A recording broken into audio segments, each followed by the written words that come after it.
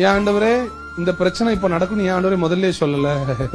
உன் கூட வருவேன்னு சொன்னா, ஏன் ஆண்டவரே இந்த மனுஷங்க எல்லாம் இப்படி மாறுவாங்கன்னு ஏன் ஆண்டவரே சொல்லல? நான் உன் கூட வருவேன்னு சொன்னேன்ல.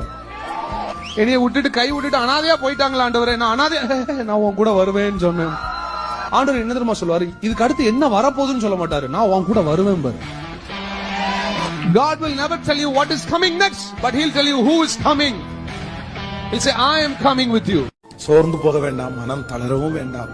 ஆண்டவர் இருக்கிறார். ஆண்டவர் ஒரு நாளும் கைவிட மாட்டார்.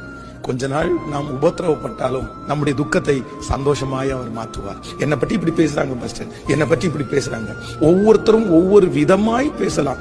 சிலர் விழுந்தான்னு சொல்லலாம், சிலர் இவன் ஏமாத்தனா அப்படின்னு சொல்லலாம், என்னென்னமோ சொல்லலாம்.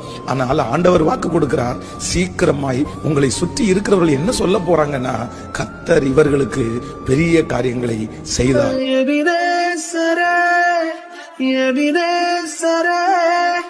என் நினைவாயிருப்பவனே